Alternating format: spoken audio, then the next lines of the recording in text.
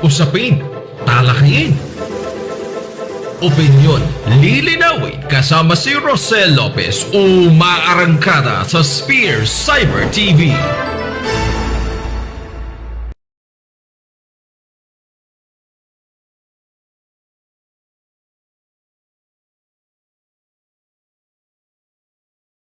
Okay, mga kaibigan, magandang hapon po ulit sa ating mga taga-subaybay dito sa programang UTOL, Usapin, Talakayin, Opinyon, lilinawin dito lamang sa Spear Cyber TV. At syempre, ako pa rin ang inyong magiging kasama, kahuntahan po ngayong araw ng Miyerkules sa Wednesday edition ng programang UTOL.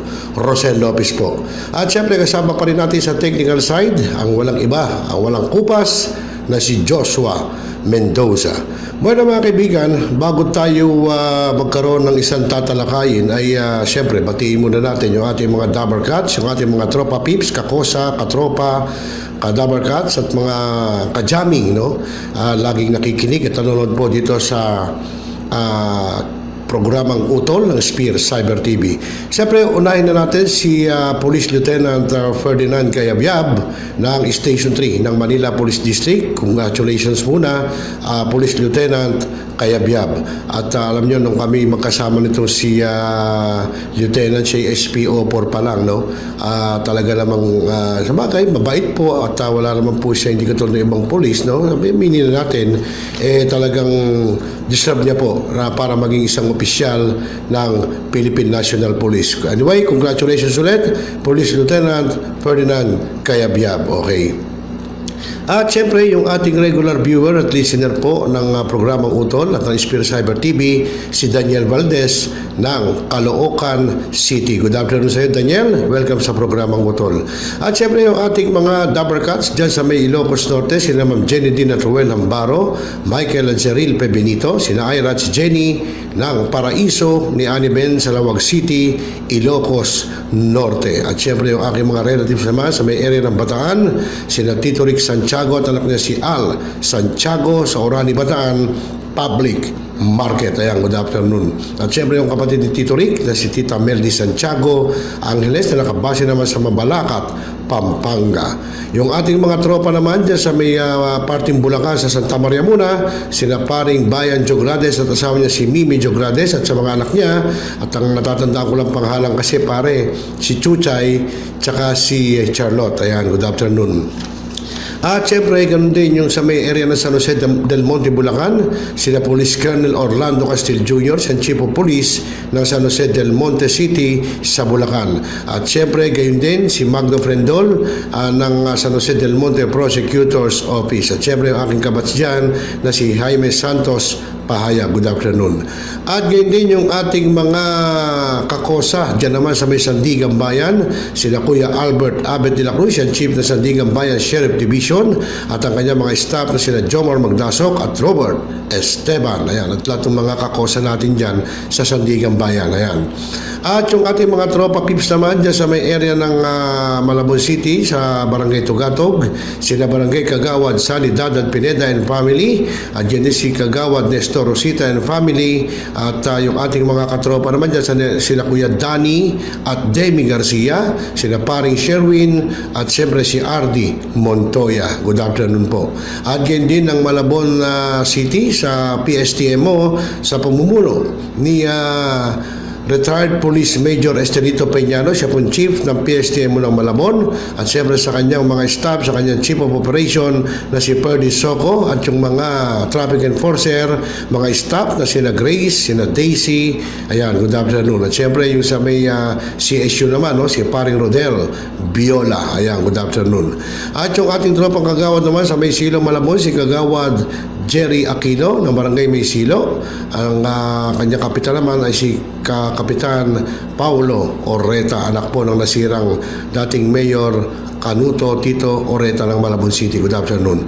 At si Barangay Kagawad Ruben Almoite Lichauco, si Kagawad Bengbeng ng Barangay Pulo, Valenzuela City. Good afternoon sa iyo, Kagawad Bengbeng, at welcome sa programang UTOL. At syempre, sina paring Hener Arriesgado ng Barangay Pulo at ganyan si Brother Enteng Diaz ng Barangay Tagalag sa Valenzuela City at siyempre ang kanilang mayor si Valenzuela City Mayor Rex Gatchalian at kapatid niyang sina Congressman Wesley Gatchalian at Senator Win Gatchalian. Ayan, good afternoon po.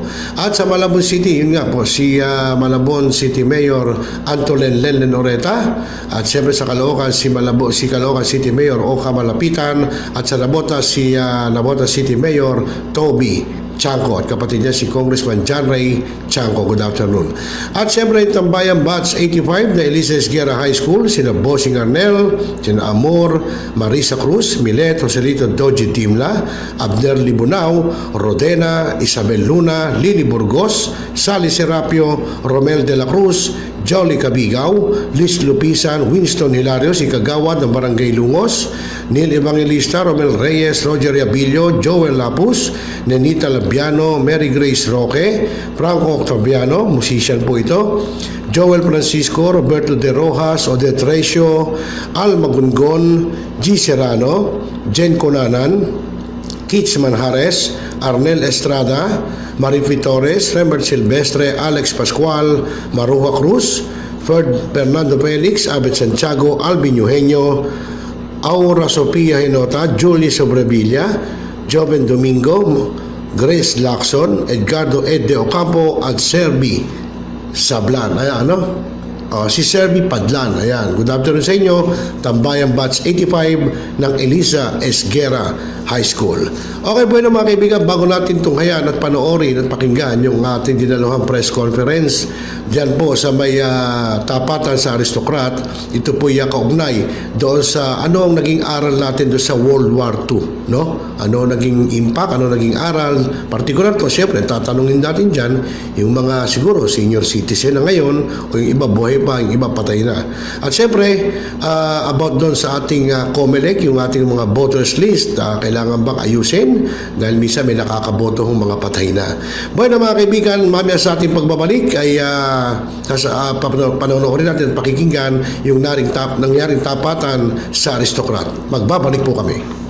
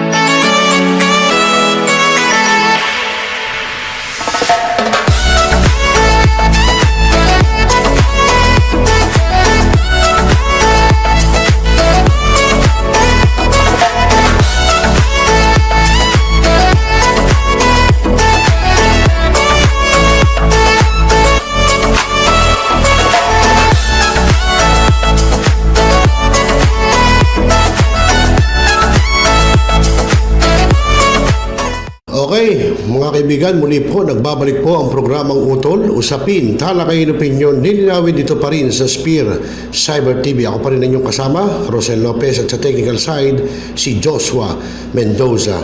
Bueno mga kaibigan, sa pagkakataon ito ay pag-usapan na po natin yung ginawa pong tapatan sa aristocrat, no? Isa pong forum kung saan po ito ikaugnay doon sa ano ba naging aral nitong nakaraang World War II. No? At kailangan pa ba na linisin po ang mga voters list dito sa atin? Ha? At dito po sa talakayan ay pinangunahan nga po ni Sir Melo Acuña, siya naging moderator.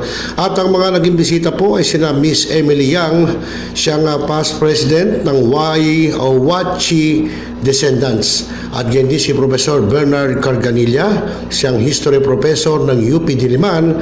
At si Mr. Red Daza,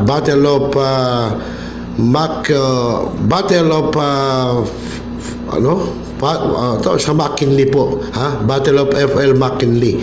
Ayan. At si Mr. Raymond Siriaco, siya sa House Bill 5791, at yung mga estudyante po ng UP, no, sina Miss Melanie Alcantara, UP Survey Result on World War II.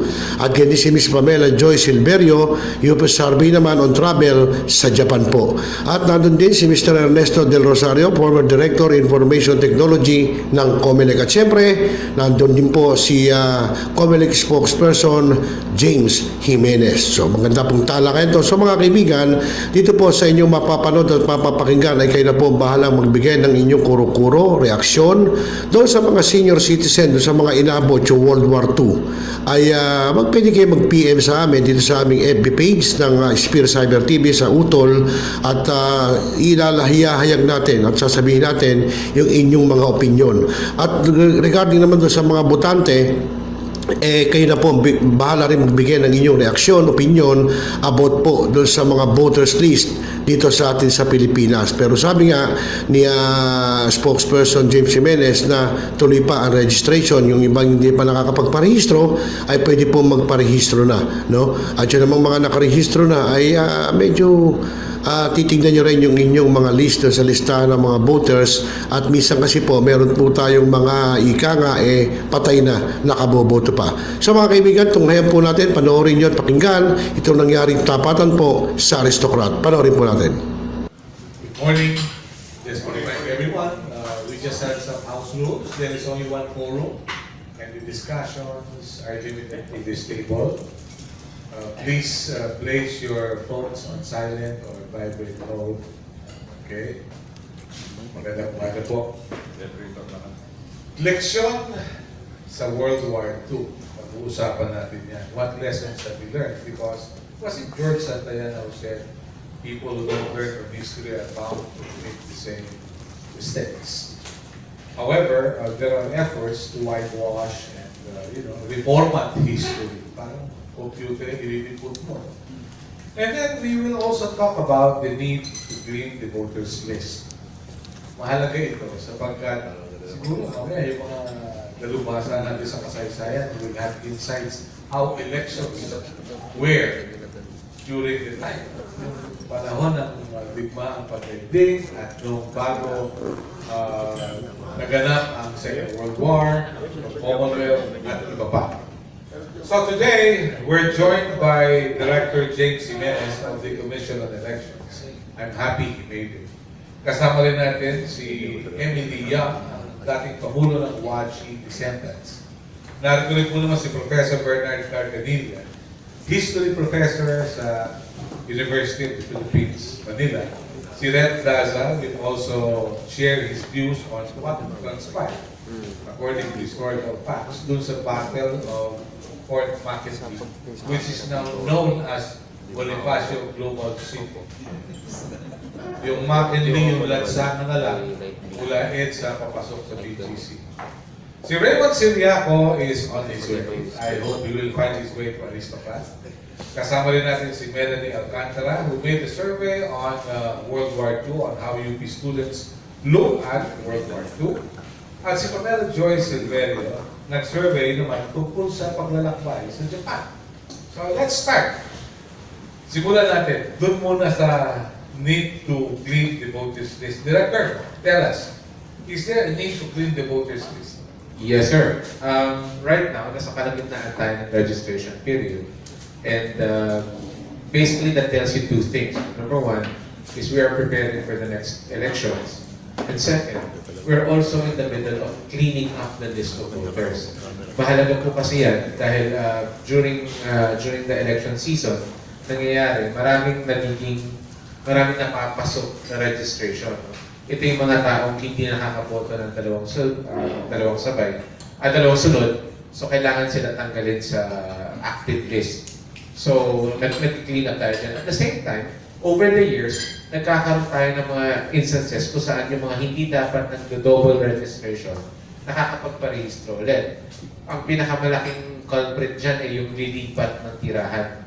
So dati nakarehistro halimbawa sa Maynila, umuwi ng Iloilo, nagparehistro ng panibago sa Iloilo, lumalabas, nagkakaroon siya ng double registration. And then of course, palagi natin yung problema sa mga hindi totoong registrants, no? Mga taong isinusubok during the registration period, inuutusan na magparehistro sa pangalan ng ganito, pangalan ganyan, and then fake naman pala talaga yung rehistro nila. Ang problema po dyan kasi, hindi nagiging patas yung laban. No? Nagkakaroon ng parang juggling ng list of voters so that na-inflate kuminsan yung numbers of voters. Which means that if the operation is run by a politician, that politician, of course, will have that many number of command votes na nagiging unbalanced ngayon yung elections. Kaya, in between elections, talagang nag-clean up kami. Kaya nga, panawagan namin sa mga kababayan natin, please check your records, make sure na nakarehistro pa rin kayo, and then, of course, kung sa mga hindi pa rehistrado, magpatala na po sila. Very good. Maganda yun. Pero meron po bang coordination ng Commission on Elections sa Philippine Statistics Authority, particularly sa Office of the Civil Registrar General? Because, may lagi ito na, meron ng DDC also annuals at may namamatay. Meron po. Meron po. Meron kaming coordination with them, pero kasi binubuo pa nila yung kanilang pinaka-network backbone. Hindi pa sila online, hindi sila network throughout the country. So, bawat isang region, kanya-kanyang database yan. So, ang problema namin ngayon, one of the bigger problems po is yung mga pumanaw. So, kunwari, rehistrado ka sa, again, example natin sa Manila, pero pumanaw ka somewhere else, so, sabihin natin sa Cotabato, your death will be recorded in Cotabato, but not necessarily in Manila, where you're registered. So, pagdating ng eleksyon, yung mga relatives mo, makikita yung listahan, nandun yung pangalan mo, sila alam nilang patay ka na, pero yung record hindi pa alam. Kasi nga, wala pa tayong unified database. But we're working towards that. Would you have any idea na meron mga pagkakataon na nagsasabi na talagang merong resurrection dahil lang sa'yo namatay, nakaboto ulit? Meron po bang mga ganong instances that they called your attention? Meron po. Siguro as late as 2 elections ago, nagkaroon ng mga instances ng mga taong sumusubok mag-vote in the name of someone else. In the last elections, wala kaming na-monitor na ganyan. No? But again, like I said, 2 elections before, there were some reports of people trying to pretend to be someone else. So, nakita nila sa listahan, buhay pa si ganito. And then, lumapit sa election registrar at sabi, ako si ganito, ganyan. And fortunately for us, yung aming list of voters, may mga litrato. So, for the most part, nasasalat naman. No, but there's still some claims na, uy, binoto yung lolo ko or whatever. But those are, I think, on the decline. Really? Yes, sir.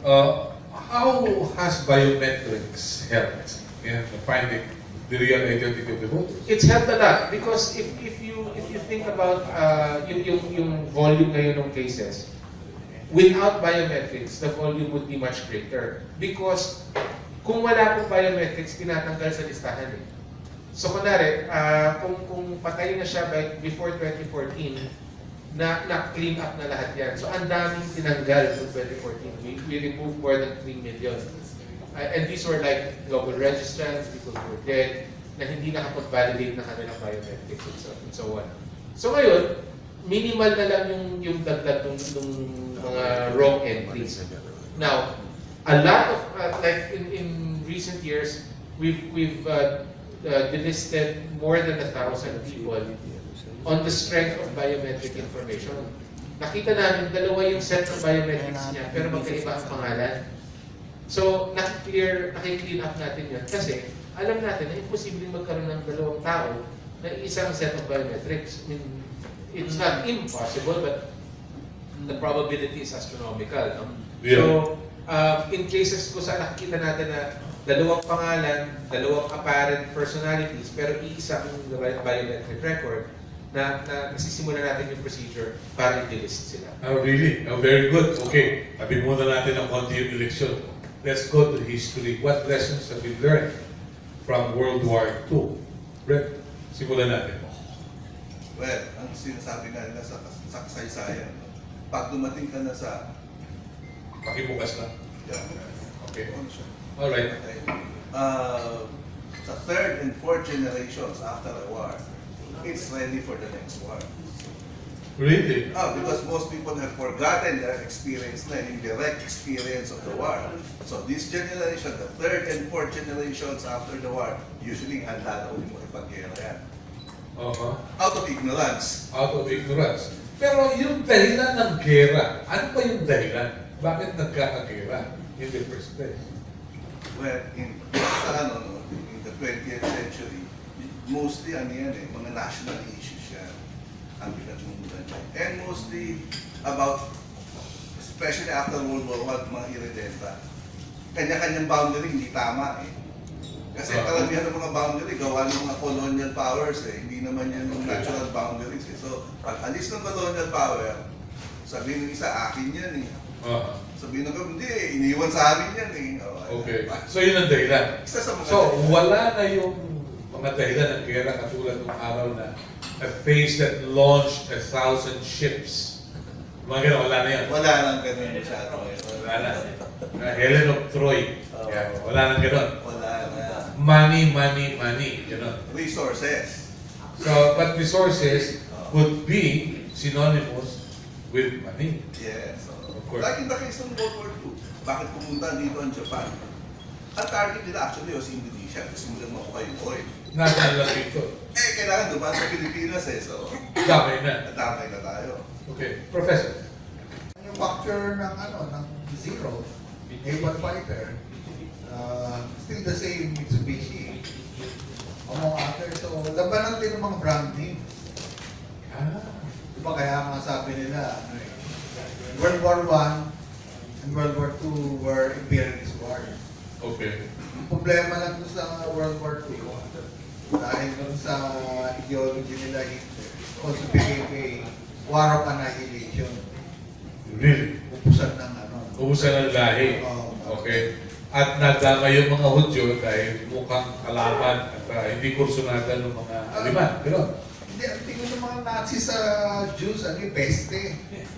Ang talagang target nila, Eastern Europe and Soviet Union. Linisin nila because they needed space, 11th round. Living space. Ganun din yung Japan dito.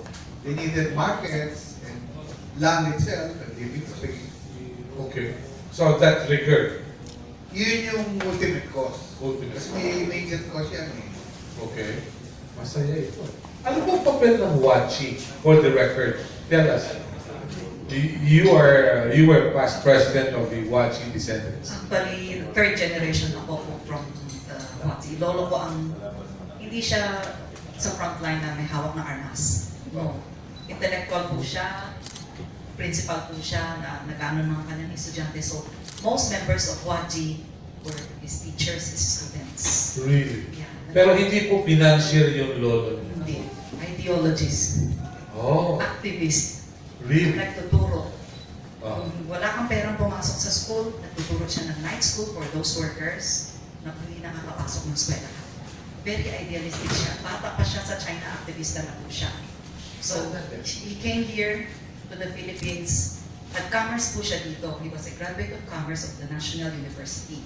Really? Pero pumasok siya, nag-ikong siya ng pera para magtayo ng eskwelahan. At Yun anong talaga. eskwelahan ito? Actually, it's still here in Binondo. Right now, it's Jinan Institute.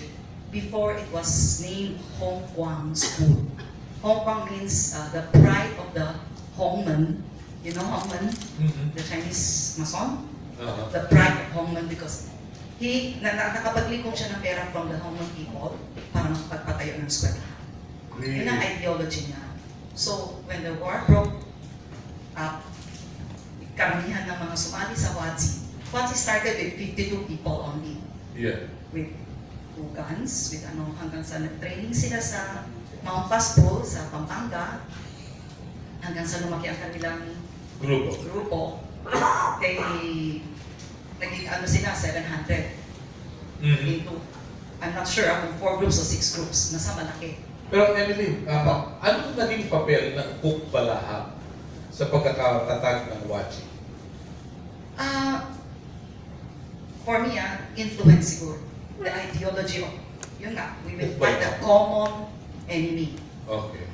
A common enemy na dapat natin na mawala sa landas natin. Kasi, yun nga sabi ni Professor Jose na, Rico Jose na may galit na po dati ang mga Chinese sa mga Hapon because sa ginawa nila sa China. Diba? For so many years, not only Nanjing, for so many years, China was under attack. Diba? So, dito, the overseas Chinese here in the Philippines sent the most help to China from the Southeast Asian countries. Yun ang naitala nila sa kanilang records. So, active na sila dito, the laborers, the students, everything. So, when the war broke up, yun na, nag-decide na sila na mag-form ng group to fight the common enemy. And then yun nga, from Candaba, from these small towns, hanggang sa lumaki sila. Kaya nga sabi nila, nagpapasalamat din sila, hindi magiging successful ang guerrilla war ng WATSI without the locals.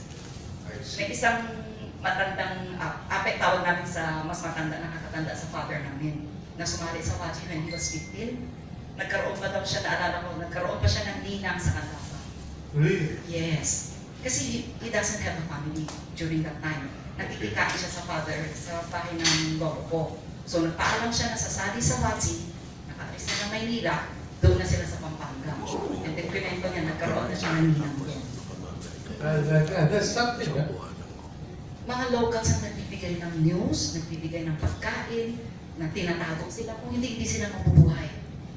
Okay. If you watch the film na Manila 1945, nakasulat doon, WATSI is one of the fiercest guerrillas. True. As I know, there were 8 groups pero WATSI fought the fiercest sa kanila. May training din sila. May training din sila sa mga passport. Okay. Napakaganda, no? Anong naging papel ng mga Chino? Ano nakita nyo? Well, ang na-interview ko kasi WATSI yung mga combatants. Yung Felix Kukol, yung Wang Hanji. Kasi intelligence group yung iba yung naiwan sa Binondo. Yung mga combatants mismo, yung nagpipit ng armas. Ang kwento nila, unang-una, they have to move out kasi confined ng Binondo To survive, they had to expand. Kinukup sila ng Bukbalaab, considered one squadron under the Hook.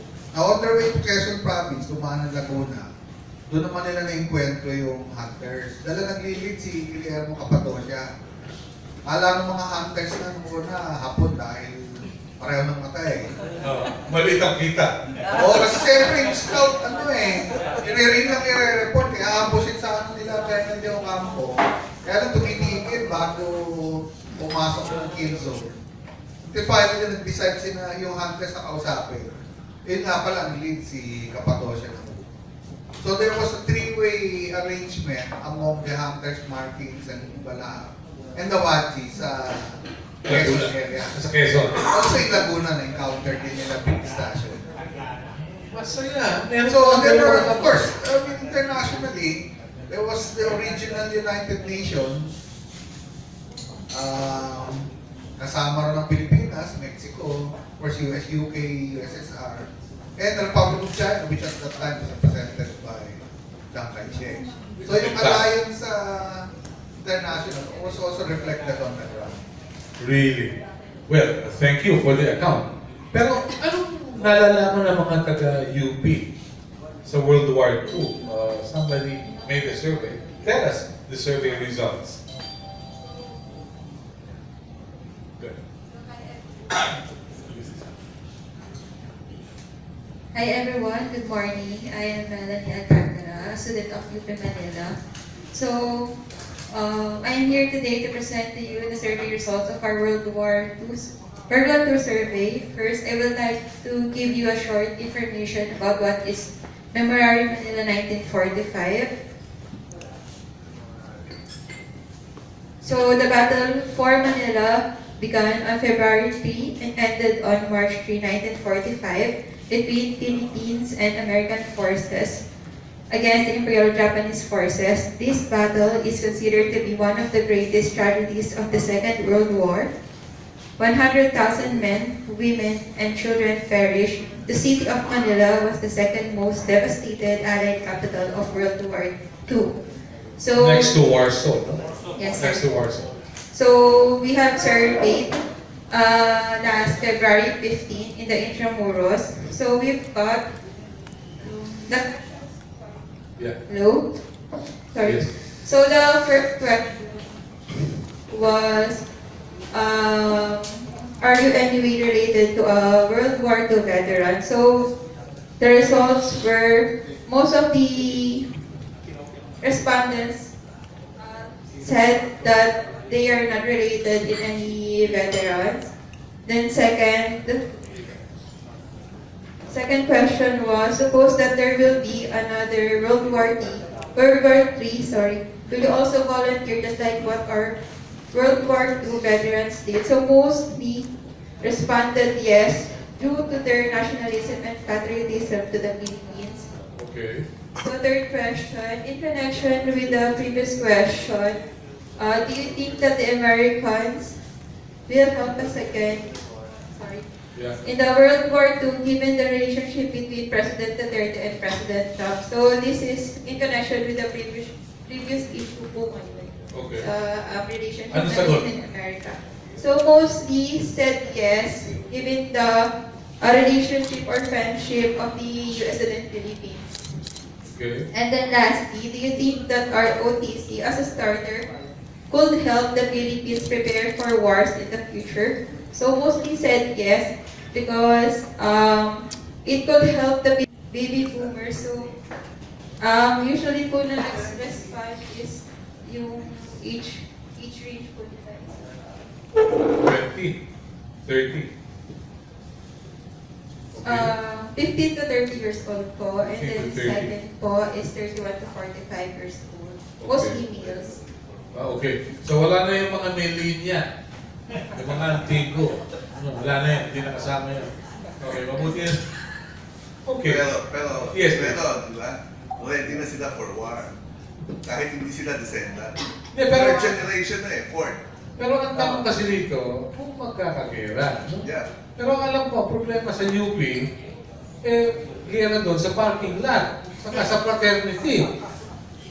Nobody talks about ideology these days. Well, How would you that's explain how that? you begin with ano, di ba? With ano eh. First, mental readiness. Mental readiness. Oo, nandyan na eh. Kaya nga, on our part, that's why we're advocating the teaching nga of World War II sa Philippine history. Kasi normally natatapos kasi sa Spanish period yan eh, Philippine Revolution. So now is what, the 21st century, may 100 years na missing sa history teaching natin. Yung buong 20th century hindi na-discuss. Okay. Diba? So ngayon, kung ganyan yung attitude ng mga tao, they're ready, they're willing to volunteer, you have to understand why. And what you're going to do, what happened in the past that you may be called again, di ba? To defend your country Okay. once more. Okay. No, kasi panahon ni Pat Santos, ang gera ng madugo nun eh. Gera ng mga Durangan at mga Bilmanyan. So, ganun kababaw yung pinag-aawayan eh. Ha? O, tapos ngayon, yung kasal, lalaki lang daw si Divine. O, yung mga ganun. Parang, so, I don't know. Bakit? Ngayon, definitely, di ba? Nagkakaroon tayo ng border issues in China. Okay. Ngayon, yan, historically, madami nang nakaaway ang China tungkol sa borders niya. Oo nga. Mga nasa Central Asia, Russia, muntik pang maging nuclear war yan. Yung away nila sa may Usuri River, malapit sa Korea. Okay. Ano? So ngayon, nasa atin na, nasa side na natin yung gulo. Nagbakbakan din sila ng Vietnam dyan. 1976. Pero, do you think the situation is ripe for conflict? Well, actually, ang problema is yung coverage. Actually, I think that the problem is with the media. It's not being covered enough and it's not being discussed enough intelligently. Really? Nagkakaroon ng girian dun sa dagat, but nobody sees it dahil yung dalawang contending forces. Bakit hindi ba napabanggit ni Nolite Castro to? Hindi siya nagpunta dun eh. Yung kwento niya, parang ano ba yan, di ba? Okay. Pero nandun na tayo, malapit na talaga yung ano eh, yung Okay. kung magkano nakikiskisan. Ayan, sabagay. Yes, Director. So my question ako because this topic is very interesting to me. First World War, Second World War, meron kang prime movers dyan. Countries that actually moved to enter into the war. The Philippines has never been a prime mover. Parang, what are the chances na, anong lugar natin sa spectrum ng war dito? Parang, ano ba tayo? Victim ba tayo? Bystander tayo? Madadamay lang tayo? Or tayo ba magsisimula ng gera? That is a very good question. And sinasabi ko nga, discussing amongst our mga fellow historians. In 1992, yung pinangupo. Okay. If you count the years from the time na dumating si Legazpi, 16th century, 1565, to 1992, the Philippines has always been under the protection of a superpower. Okay. After 1992, wala na. Okay. We are on our own. And hanggang ngayon, yung national leadership natin is still adjusting. They don't know what to do. Naghahanap pa rin sila ng superpower protection. Pero wala na yun. Did I hear you right? National leadership? National leadership. Okay. Sorry. Something is wrong with my hearing. Okay. Mabuti na maliwanag. So, tama yung tanong. Ano tayo? Extra. Bida. Exactly. That is now how a question for all Filipinos, especially our leaders. Because we no longer have the protection of a superpower. We are now on our own since 1992. Kaya nga nung umalis ang US dito, within the period FDR, nagigiringan na sila sa South China Sea with China. I remember, kasi during that time, I think the flag officer in command ng Linisin was Ed Santos. And nung pumapasok yung mga vessels sa Philippine territory, siya lang ang nagde-decide nun. Tanong niya yung mga Navy ships eh. Do you see Chinese? Yes. Are they within Philippine territory? Yes. Fire! Kinakanin nila talaga yun. Okay. Pero hindi lumabas sa China yun. Really? Yeah. May ganong accounts, ha? Yes. Bakit hindi lumabas?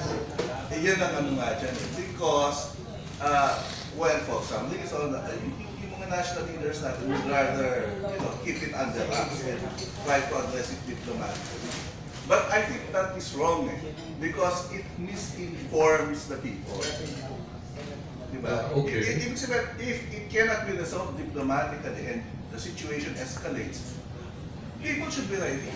They should know, they should understand the situation. But from that very point, nung umalis ang US in 92, ang tendency kasi ng national leadership was to try to fix things diplomatically while not informing the people about What's going on? conflicts, actual engagements going on. Okay. Yes. Maganda to eh. Oo nga, but that's the point, isn't it? Sabi ko sa survey ni Madam, majority of Filipinos are willing to go to war. But you're saying that we're willing to go to war for reasons we don't fully understand. That puts us in a very precarious situation. Yes. So how do we solve that? That's a problem actually of the national leadership. Because remember, yung national leadership natin, yun nga for so many years we lived under the protection of its superpower. And we're still carving on, the Philippine, US Philippine military pact, no? But, The Mutual Defense Treaty. if you read the text of that treaty, it's really kind of easy. I don't think you should be putting your defense status on the basis of such a hazy treaty. So Red, what you're saying is you can trust the Yankees to be Yankees. Oh yes. Definitely, we will go back to what Angela Merkel said in a press conference with Vladimir Putin, saying we have our own national interests, but we have to find commonalities in our interests for us to work together. Could there be a common interest among neighbors in ASEAN? Well, the thing is, you have to define your own national interest. You should be willing to stand up for that national interest. Have you had the chance to talk with our legislators, the honorable members of the Senate? Unfortunately, not. But, well, in Congress, what we're right now pushing for is the teaching of World War II in House Bill 513. That's what we're trying to get across. Now is the time, because, as I said, we are 100 years behind in our teaching of history. And the most important one in the 20th century is World War II. It was a nation-defining moment. Okay. And even now, I consider that the way we understand World War II is still from the American perspective. Yeah. Recently, I just discovered, for example, in 1945, 46, before the independence, Okay. there were 3 documents on the table of Truman, any one of which he could sign. One was declaring martial law in the Philippines. One was I think one was rescinding the independence. Okay. And the third? I don't know. I'm trying to find the documents itself. It was just mentioned in an article that I read. Really? But it was pending, and it true enough, it matches the events because in 1946, January, nag-demonstration yung mga GI.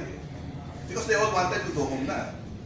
And one of the placards says, they refused to fight Filipinos. Okay. Because bumababa na down the Pag line. sinabi yung GI, ito yung government issue na mga kawan na sundalo. Hindi ito yung mula sa Ilocania. Hindi.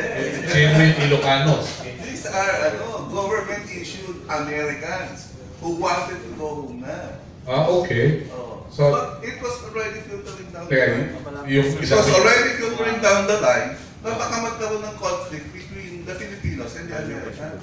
again, Yes. bang ulit yung nangyari nung It could have Pero been the danger of a second Phil-American war. really? Because ang problem ng Americans at that time was they conquered the world, at least Southeast Asia. But their 12 million man army was shrinking every month because they all wanted to go home. How they hold on to it? Okay. Ang British, ang ginawa sa Vietnam was, imbis na isurrender nila, kasi Vietnam was a colony of France, but France was occupied. So, nung umatwas na yung mga Hapon, sumurrender na yung Japan, ang nag-occupy ng Vietnam was the British. But since kokonti sila, imbis na isurrender nila sa Vietnamese, kina Ho Chi Minh, ang Vietnam, nire-arm nila yung mga Hapon. Naging south. No, nire-arm nila the very enemies that the Ho Chi Minh was fighting and the British nire-arm nila to keep Vietnam a colony. Ah, really? So, business talaga, no? And the same thing happened sa Burma, diba? Yung father, we all know Aung San Suu Kyi. Yes. But yung father niya was also a resistance fighter. But since Burma was under British, Yes. he was assassinated by a rival political group at the instigation of the British. Really? Wow. So, marami immediately, 45, 46, ang gulo talaga nun. Alam mo, this is what pinapakit mo. If only our legislators would have an open mind or a mind. We'll go somewhere. Well, you know, ang perennial experience is the Filipinos are ready. Okay. Di ba? Ready to fight, ready to follow the law. Ang problem is yung leadership. And this goes back as far as Dr. Tunan. Bakit? Why go back as far as the Katipunan? You can see pa natin that while the Filipinos, the ordinary Filipinos were ready to fight, follow their leaders, it's the leadership that has problems. Yung definition nila ng national interest, where they want to go, and their willingness to go, as far as possible to attain that objective. Really? Well, yung pala masaya ito. Nagalit si Mabini kay Aguinaldo. So yung willing dealing nangyayari na nung araw pa. Yes. Okay, yes, Kasi Professor. sa management yun yung tinatawag na vision. Okay. Kasi yung kay Mabini, very clearly sinabi niya, after we win the Philippines, we will liberate the rest of Oceania. Kasi yung Spanish East Indies, dapat naging parte ng Pilipinas yun eh. So before World War II, si Wenceslao Binson had the same vision. Okay. So nauudlot eh. So it's the lack of vision that's our... Hindi kaya sa vision mission, hindi kaya sa commission na uwi yun. Well, may collaborator, so... There's Aguinaldo in Hong Kong, right? Yes. And there was this man, a wild man, who gave money to fight, pero binulsa yung pera. Okay. But maganda yung point out ni that even the Katipuneros, like Mabini, was very, very clear that yung Spanish East Indies, and that Spanish East Indies, the Captain General of the Philippines is the Philippines, Marianas, Guam, Palau, Carolinas. Okay. Ang kapitolyo niyan, Manila. Okay. So yun talaga ang Pilipinas. Yun ang Pilipinas. Yung Sapa. Hindi pa nga kasali yun pero pwede mong isali yun. Actually, if you force it, pwede mo pang i-include ang Northern Maluku ng Indonesia. Sarawak. Really? Yes. Nagpakayaman ng Pilipinas, no? Kaya lang medyo vocalize lang yung namuno. After World War I, ang term nila sa Oceania, Pacific Islands. Yeah. Because para neutralize yung term. But actually, this was all part of the Spanish East Indies. Okay. This was the province under Mexico up to Yes. the Carolinas. Kasi natuturo sa history. I remember grade 6 lang nila kinuha. Kaya nga nag-file ng bill to start a conversation. Okay. Napakasaya nitong discussions natin. Would you have any historical account about elections during those times? Paano may election? Well, panahon before the revolution, di ba si ito ang principalya? So, remember, Aguinaldo was elected kapitan municipal, di ba? Mayor yun eh. So, may election naman panahon kasi pero very limited yung sample. At hindi basta-basta nakakaboto ang karamiwang tao. Hindi talaga pwede. Yun lang ang principalya. At yung pura paroko yung Comelec. So, kung may bata siya, siyempre yung mananalo. Kung malag yung malbar eh. Okay. So, ganun ang eleksyon. Yeah, so if you look at it, if Aguinaldo is our first president, he's the first mayor to become president. So hindi si Tigo. May era pa eh, di ba? So pangatlo. Okay. So from the get-go, unang presidente, mayor. All right. Could you care to add? Well, isa pa example ng election dyan would be yung Tejeros Convention, di ba? Yung ending no, na-execute si Bonifacio. At si Procopio. So talagang merong dugong mang sasalvage. Anyway, mabuti hindi sinabing antik nung araw yung magkapatid. Hindi na kailangan eh. Okay. So butuhan pa lang, talo na eh. Okay. Alam po ninyo, maganda itong napapag-usapan. May parallelism eh. Pero yung bang araw, may mga kumakandidatong gumagastos ng limpak-limpak mahalala. Compared to now, hindi. Pero, ano interesting dyan, na nakalaban ni Quezon sa Commonwealth election, di ba si Aguinaldo eh. Nalo sa Aguinaldo for many reasons. Ang curiosity ko, yun pa talaga na-research, yung partido na dinadala ni Aguinaldo, election, National Socialist Party. Yun ang pangalan ng party ni Hitler, National Socialist Party of Germany. So, I don't know if that was a factor. Okay. Yes, please. Maganda rin. Pero hindi ehemplo mula sa Pilipinas, kundi mula sa Amerika. Alam niyo yung liquor ban? Kinuha natin yung liquor ban mula sa Amerika. at nagkaroon ng liquor ban sa Amerika kasi nung election ni George Washington, ang ginagawa ni George Washington, pinaiinom na yung mga electors. Nilalasing niya the night before. Okay. So, kinabukasan, nung magbubutuhan na, lahat masaya at mahal na mahal siya kasi pinainom niya.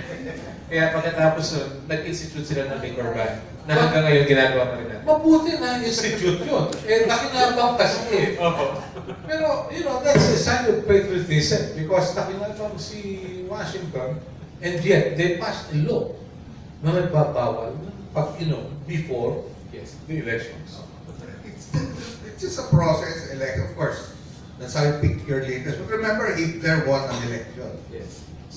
in the party, no? The NSDAP, Yeah. the National Socialist German Workers' Party. So, problema sa fascist, pag nakaupo sa gobyerno, you will have to remove them militarily. Really? From World War II, from World War II. So hanggang di pa nakakaupo yan, you can still struggle politically. But the moment makapasok ng gobyerno, at World War II example, they will have to be removed militarily. Really? And just to add to that, remember na parliamentary system sila nun. And what Hitler's party did was every time magka-election and they didn't get a large enough number of MPs, nag-walk out sila. Sinasabotahin nila yung government. So yung mga nanalong MP, hindi sila maka-form ng coalition government, which forced the president to dissolve Congress essentially and call for a new elections. So there was a very short period of I think 4 or 5 years where they had elections after elections after elections hanggang sa umabot sa punto na nakakuha sila ng majority, yung mga Nazi. And the minute they got the majority, nag-consolidate sila ng power. Which is a warning, really, no? Because when you talk about parliamentary systems, a lot of people now feel na parang it'll solve everything. But in history, we've seen that even that form of government can be abused. And it's very easy, I mean, ultimately, to see that sort of path being taken. Okay. Masaya ito. No, teka. Pamela, you did the survey on Japan, travel to Japan. What have you found? Why was the survey made? It's not limited to Japan only. We conducted a survey last February 7 to February 9 at the SMX Convention Center. Our survey, we wanted to know the most wanted and the top destinations that the Filipinos want. So, yung survey namin, sir, nilalaman niya is yung top destinations and the travel budget po na willing yung mga respondents na i-spend sa specific na So, according to our survey, How many respondents? There are 102 respondents, sir. Okay.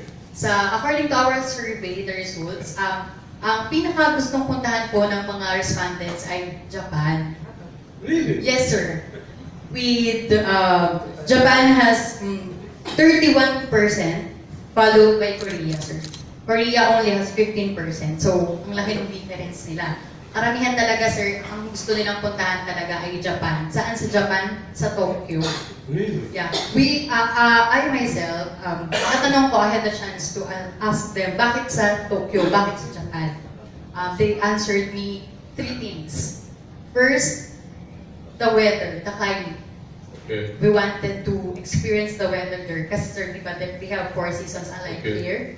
And then second, they wanted to try the food. Okay. Because they are really curious about taste of the food. Lalo na ngayon sir, di ba marami tayong napapanood na travel vlogs. Okay. So, doon talaga daw sila na-encourage na pumunta sa Japan. And then the third one is the tourist spots.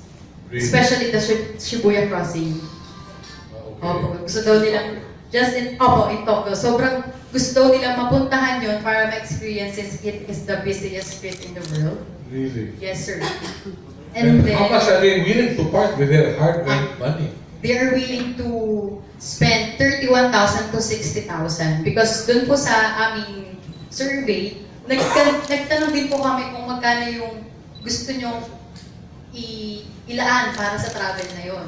Range from, meron po kaming choices, 15,000 to 30,000, 31,000 to 60,000, and then 60,000 to 100,000. Age group ng mga sumagot? Age group, sir. Pinakamarami pong sumagot na respondents namin, 15 years old to 30 years old. Okay. Madali magsabi kasi na I'm willing to spend this. Kung wala naman ako nun, wala rin yun. Opo. Hindi po ba? Opo. Okay. Meron ako, sir, mamaya na ipapamigay ng mga infographics para po din meron kayong idea kung saan pwede pumunta at kung magkano ang pwede niyong gastusin. Actually, sir, nagtanong kami po local and international. Okay. Sa local, anong gusto? Sa local, sir, dominant answer, Boracay. Okay. Boracay, sir, followed by Bohol, Batanes, and then Siargao. Really? Opo. Bakit sa Boracay? Nagtanong din, ako din, sir, tatanong ko sila, bakit sa Boracay? First, di ba daw po kasi, sir, bago siyang renovate from rehabilitation. Okay. So, na-curious din sila, bakit, anong pinagkaiba ng Boracay ngayon sa Boracay dati? Okay. Opo.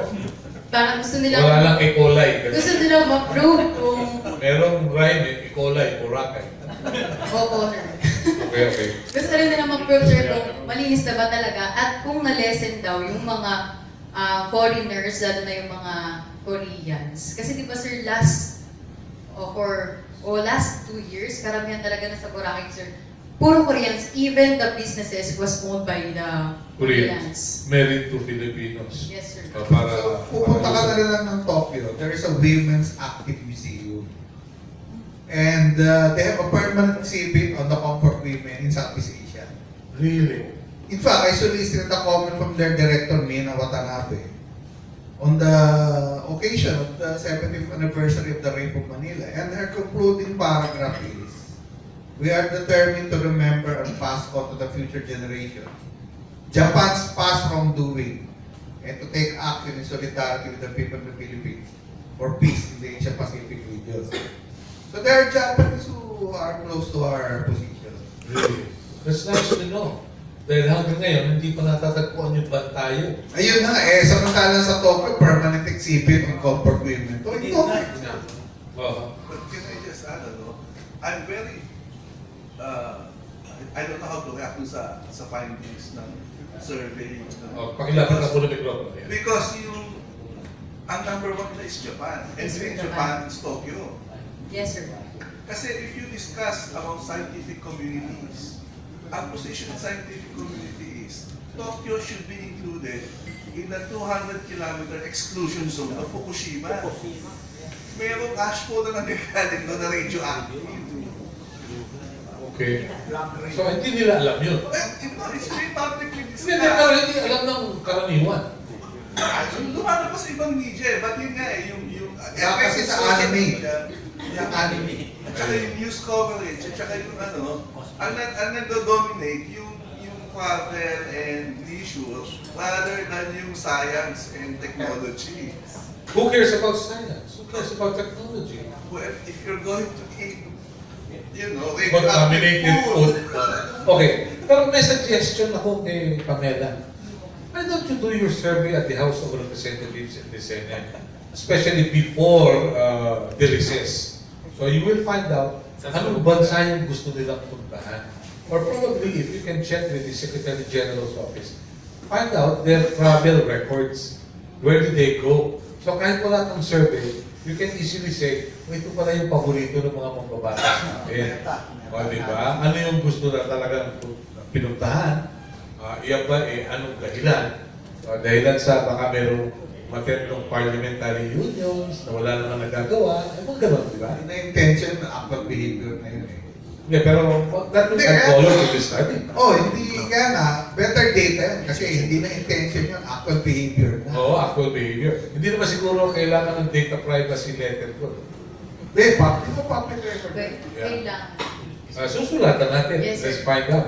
Where did they go?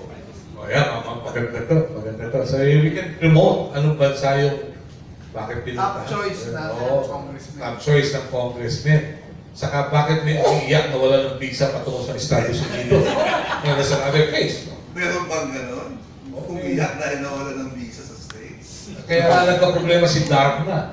Wala ng visa yung bato. But anyway, Director, let me ask you, this has something to do with elections.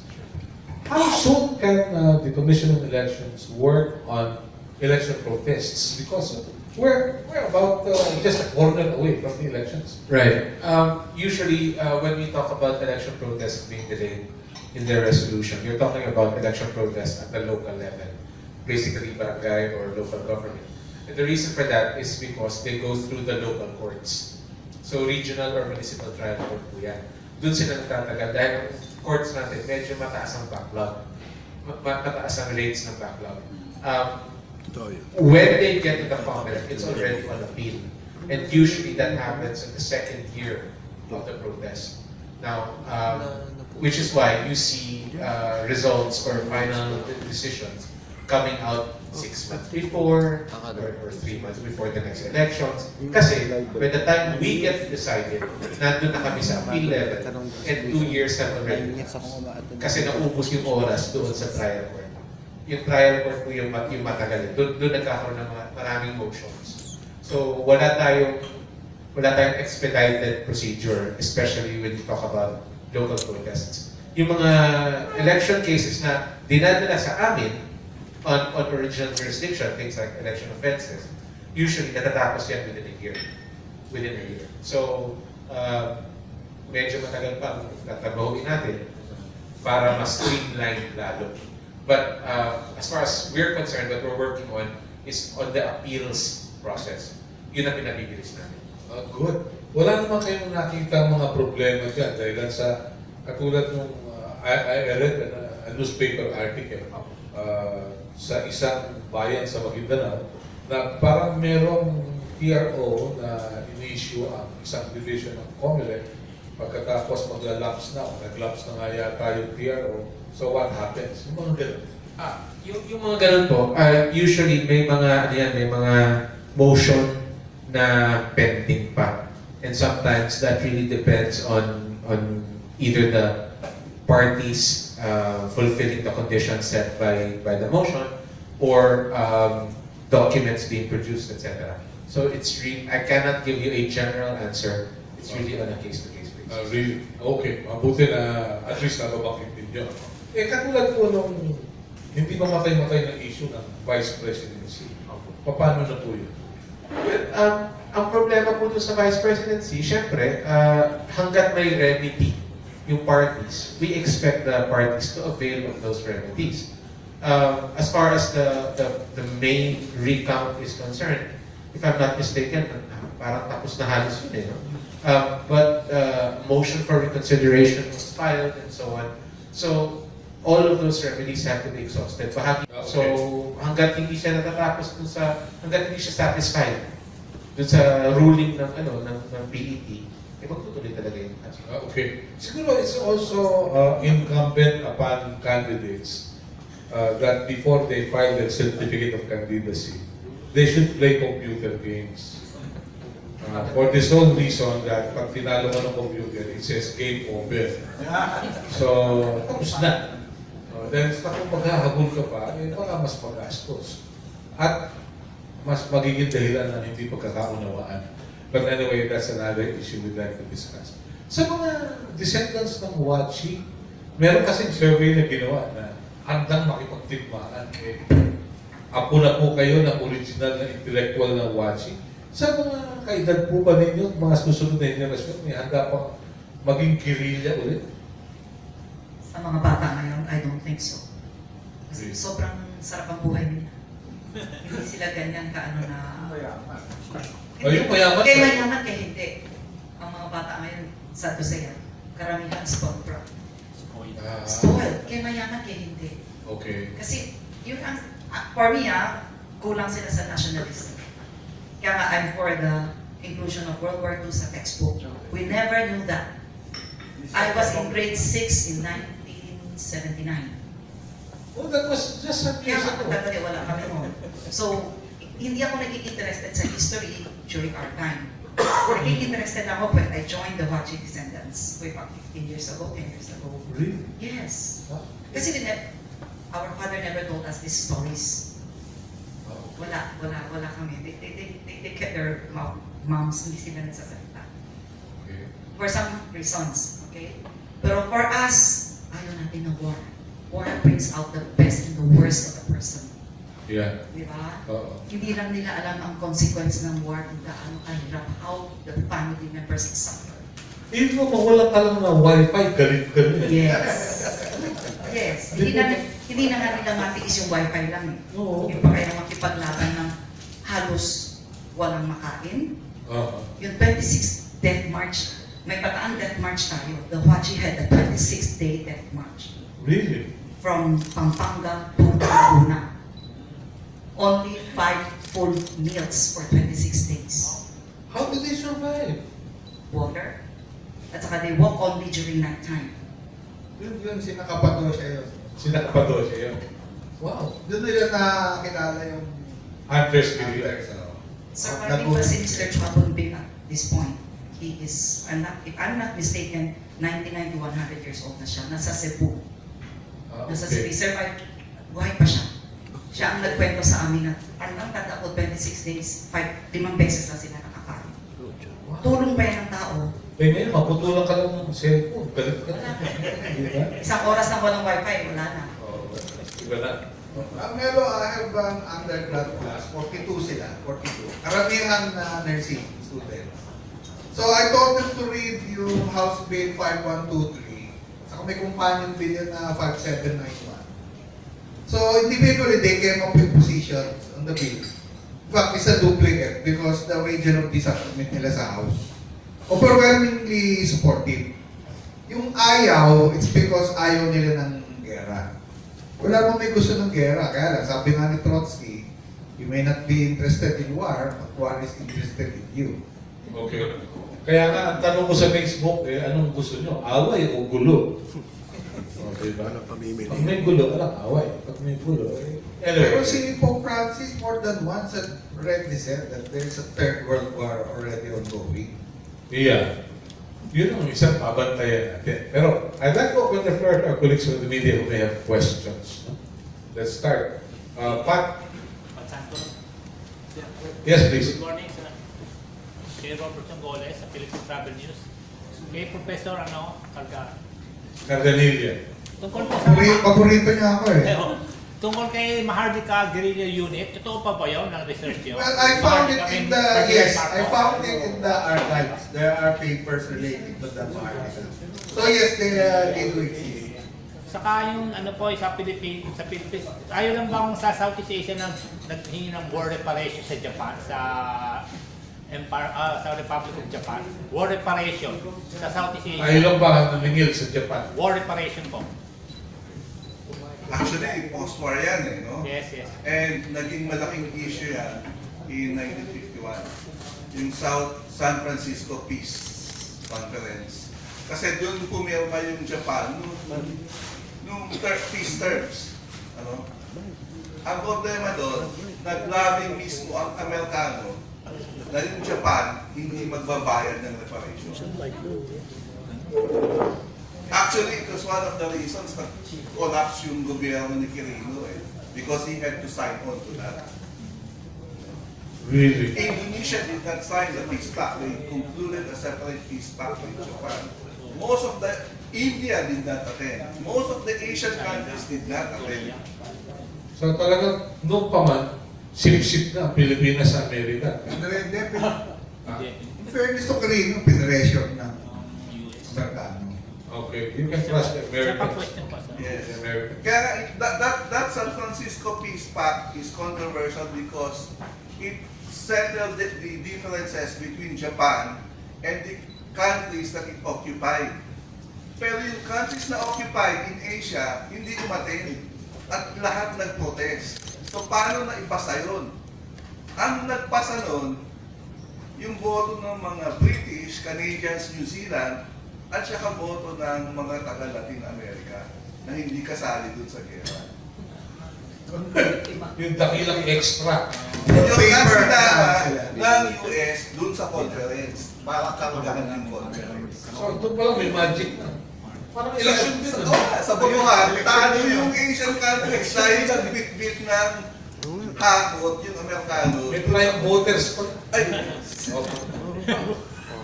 Isa pang question kay Professor. Ito sa sa survey po nyo, yung sa World War II po.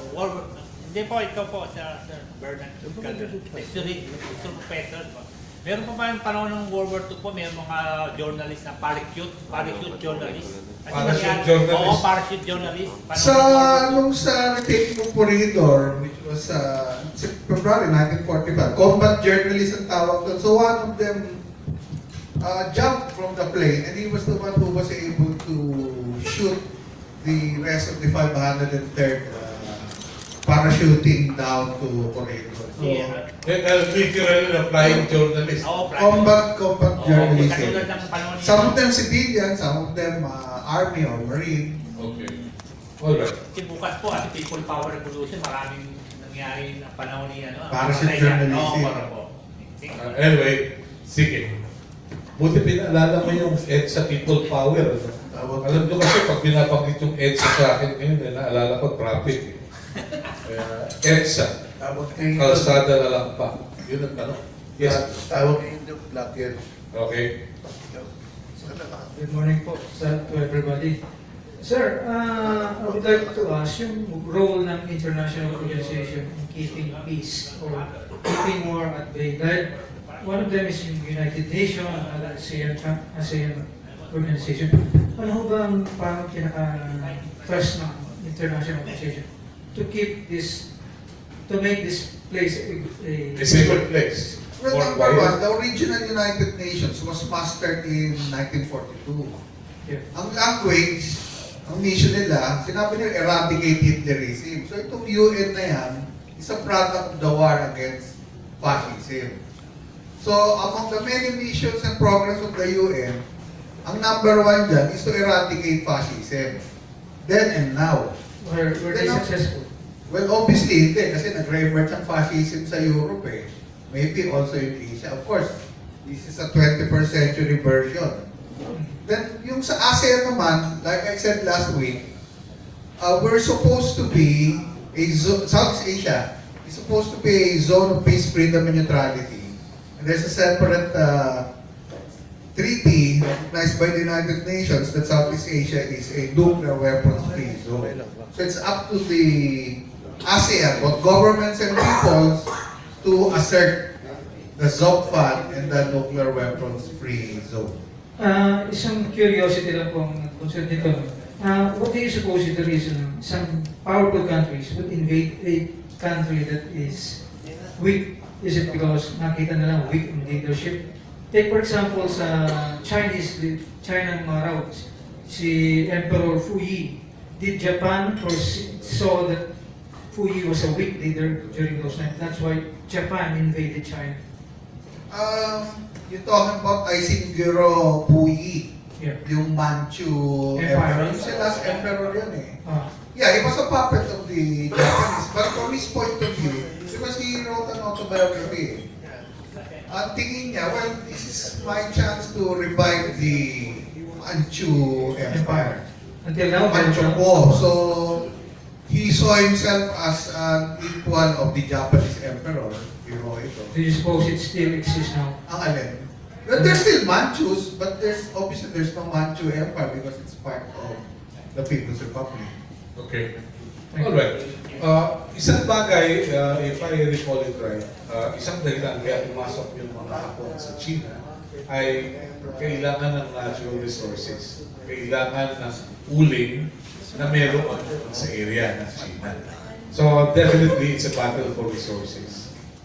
May business din, di ba, yung Eastern Manchurian Railway that was like a consortium among the Russians, the Manchus, and the Japanese, which the Japanese ended up taking over. Yeah. There's also the point na after World War I, di ba, peace talks na in Paris, Germany was removed of all its foreign colonial holdings, Okay. including Shandong in China. So sinequester lahat yan. Tinanggal lahat yan sa kanya. Ang problema, yung Shandong, ibinigay sa Japan. Kaya nag-rally ka agad, immediately pag-announce nun, doon lumabas yung May 4th movement sa China. it is a memorable event because doon pinanganak yung Chinese Communist Party. That was one of the good, but ang good cause nun was nung hatian na ng territories, yung part ng China ibinigay sa Japan. And that was already the beginning. From that point on, tuloy-tuloy yung away ng Japan and China. Okay. Up to the 1930s and onwards. Okay. Yung pala yun. Yes, please. Well, to Miss Emily Yang, ma'am, I understand during World War II, there were two groups of Chinese Filipino guerrillas. That was called by the Chinese some 30, 40 years ago. One group is Watsi, which is nationalist. The other group is Wakyao, which is communist. How come the communists got into the guerrilla thing? It's the only Watsi. Actually, ang research sa Bahay Chinoy is there were 8 groups. 8 groups. Ang research sa Bahay Chinoy, kila Teresita Ansi, there were 8 groups. Huachi is only one of them. Saka yung ibang communists, I'm not familiar with that. Ang alam ko is yung medyo mas sa Kuomintang. Kasi until now, you would see their monuments in the Chinese cemetery. Yes, the 399, or marami sa kanila puro identified with the Kuomintang, with the seal of Kuomintang, the Chinese national government. Sa Huachi naman, we try to do it in a general way. The monument is for the Philippine Chinese anti-Japanese heroes monument. Okay. Overall, bali ang mga Chinoy na lumaban para sa Pilipinas na. Wala kami inaano na medyo makaliwa o makaliwa. Okay. Yun ang gusto namin kasi we had a memorial hall established 15 years ago na itinayo sa loob ng Chinese cemetery. We have some pictures there and mga ano nila.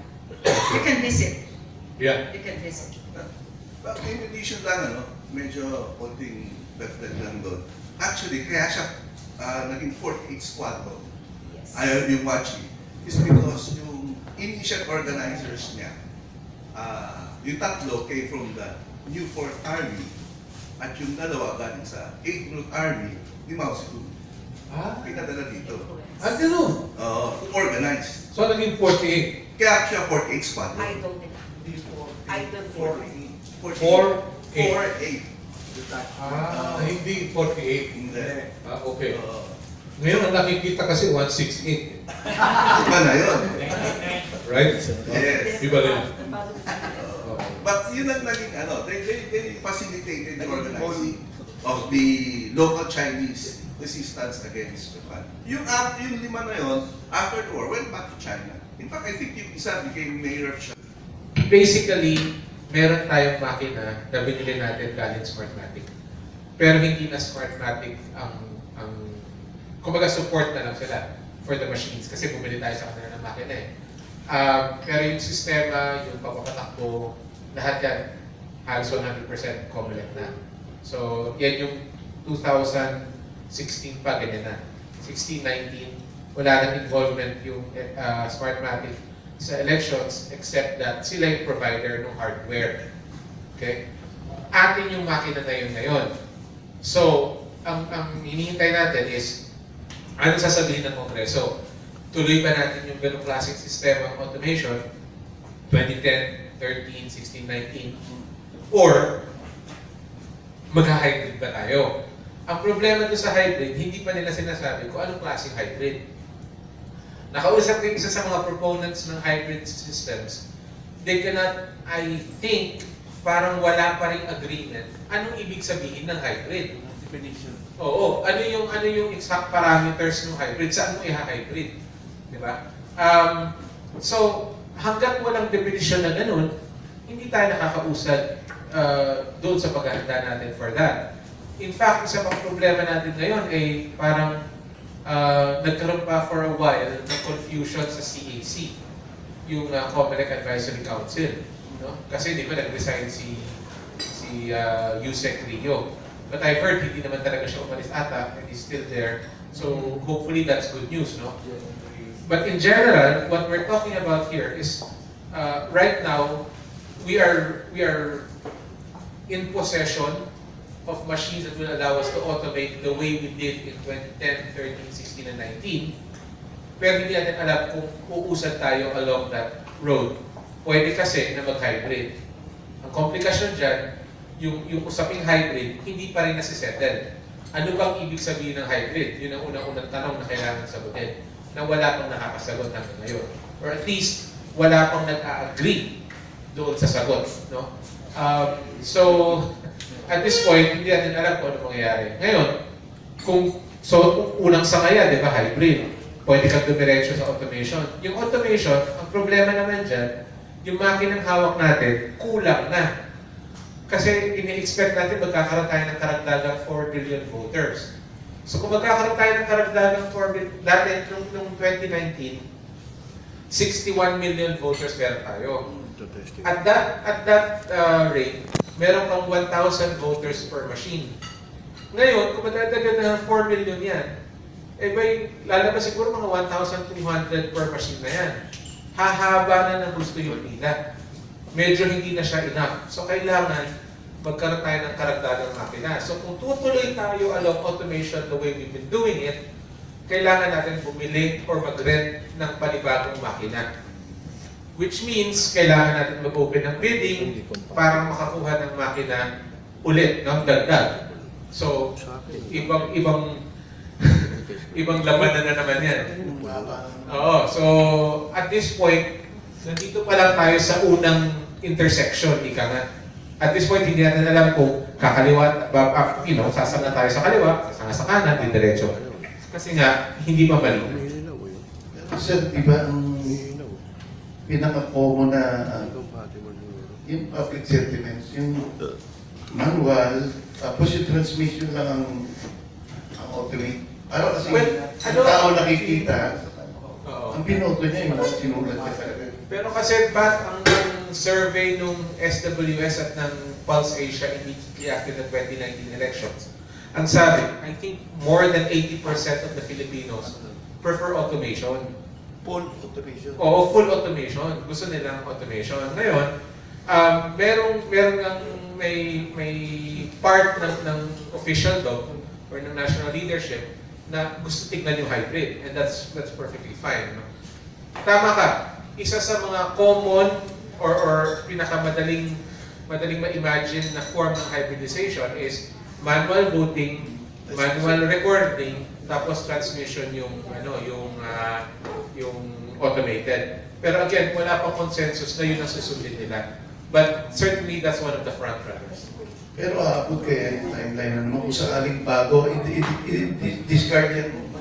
Yan ang pangamba natin. Kasi kung titingnan mo yung system ginamit natin ng 2010, 13, 16, and 19, gamit na natin yan, alam na natin. But still, we will need 8 months to certify that system para magamit natin for 2022. Paano na lang kung brand new system ang gagamitin mo? Diba? Mas mahaba, definitely, number 1. Pangalawa, kung brand new yan, hindi pa natin nakikita yan. Which means, kailangan mas mahaba yung time na i-google mo sa pagtutubo niyan. Pangatlo, yung sistema na yan, dahil bagong-bago yan, first time natin gagamitin.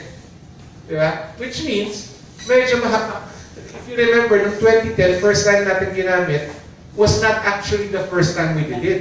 Nagkaroon tayo ng automation noong 2008. So meron tayong medyo 3 years na development period before we actually made the transition to full automation. Kung mag-hybrid ka ngayon, wala tayo ng transition period na yan. Biglang-bigla kang susuok sa panibagong sistema. Which makes your question very important. Do we have time to do that? I trust that the legislators are aware of these considerations.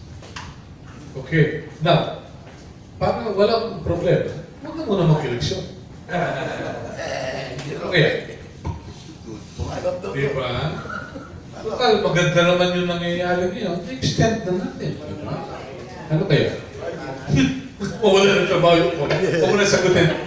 May tatanong ako kay Melanie at kay Pamela. Without necessarily intervening into your privacy, boboto ba kayo sa 2020? Ako, sir, personally. Boboto ako, sir. Good. Kasi sayang naman po yung pagkakataon na maiboto ko yung gusto ko na mahalal sa susunod na administrasyon. Mahalal. Mahalal. Hindi mahal. Yes. Personally, honestly po kasi, I'm not yet a registered voter. Uy, wala pa siya 18. Ako sir, kahit kailangan ko. Pero, my husband and I planning po na mag-register within their city po in Bulacan. So, maybe by the next election, I would... Okay. Alright. So, maliwanag yun. Wait, we're pressed for time. Okay lang, sir. Whatever happened to those Nanking massacre and then the Indonesian massacre, was it resolved already, sir? Base din sa findings. Rape of Nanjing. Yeah. O, di ba sinusulong nga ng China na maging part ng UNESCO, heritage. Na-resolve na ba yun until now, sir? Marami nag-deny na hapon eh. Okay. Indonesian massacre, civil war nila yun. No, the Japanese were also involved there during the... Which one? Sa Sandakan? Marami yan eh, hindi lang isang... Well, that's an affair for the Indonesians. Okay. Okay. Let's look forward. Parting message. What do you see in the near future?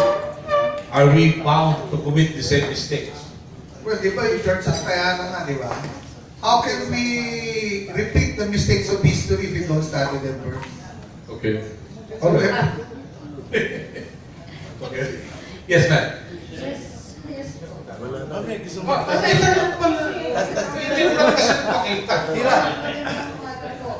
Tanong ko lang, kasi EDSA eh, di ba? May relevance pa po ba EDSA People's Power Revolution? Sa mga alagad na kasaysayan. Well, it happened, so it has to be taught as an event, not just in Philippine history, but world history. But the concept of people's power goes back to the Katipunan. The concept of people's power goes back to the Katipunan. Really? People's power, hindi people power. Okay. Yes. Tanungin natin si Ren, may significance ko ba, may importance ko ba yung EDSA, people power? Of course. Nangyari yan eh. So, mga historical event na naganap yan sa kasaysayan natin. So,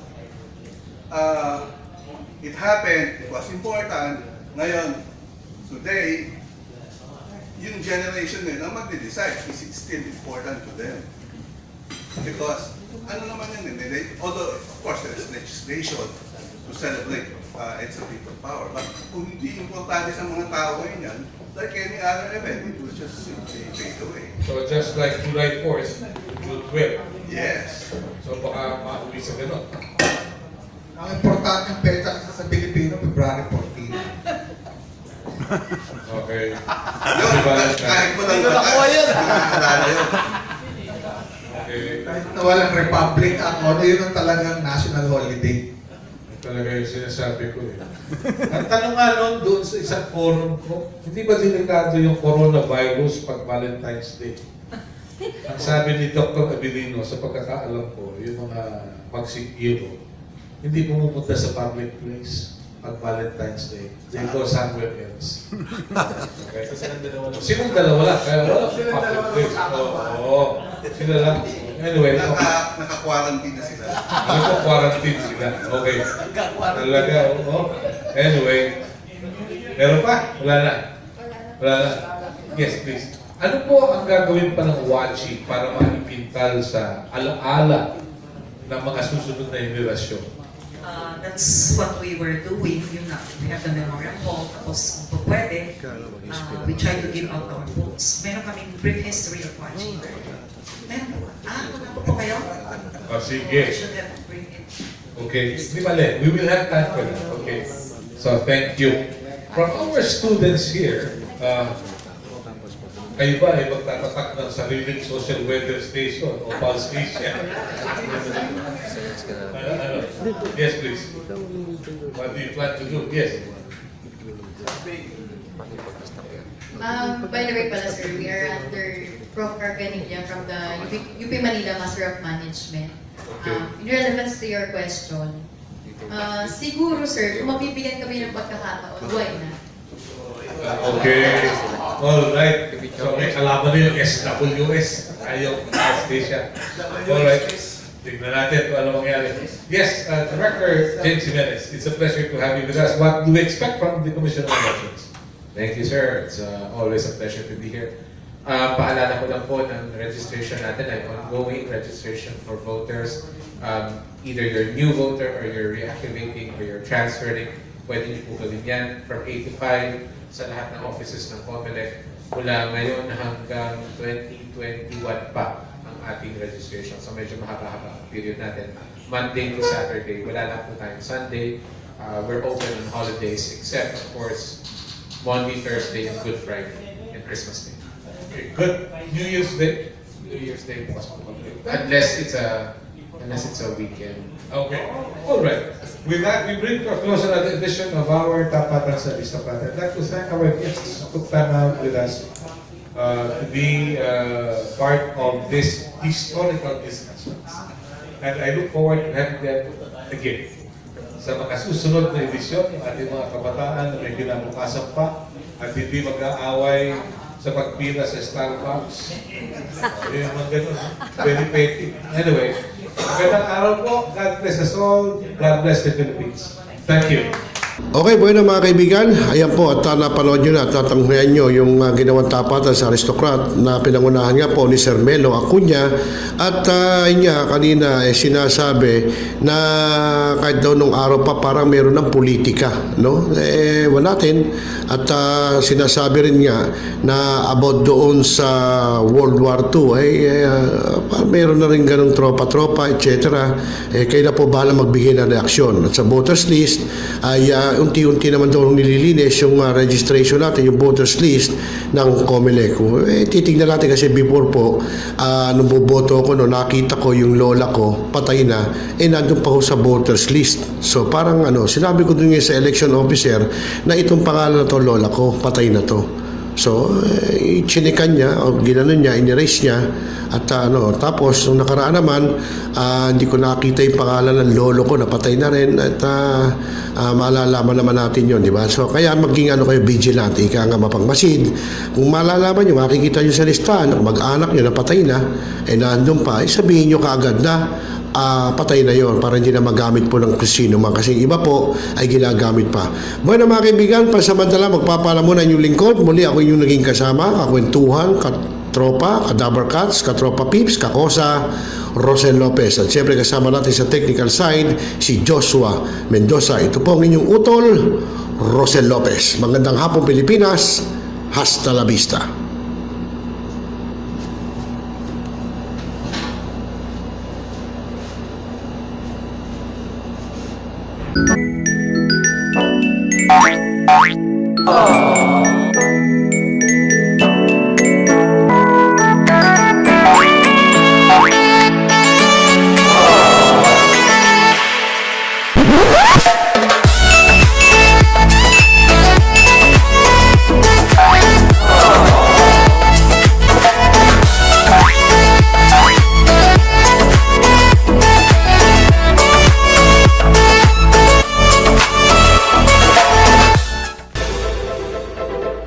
Usapin, talakayin, opinyon, lilinawin kasama si Rosel Lopez o Maarangkada sa Spear Cyber TV.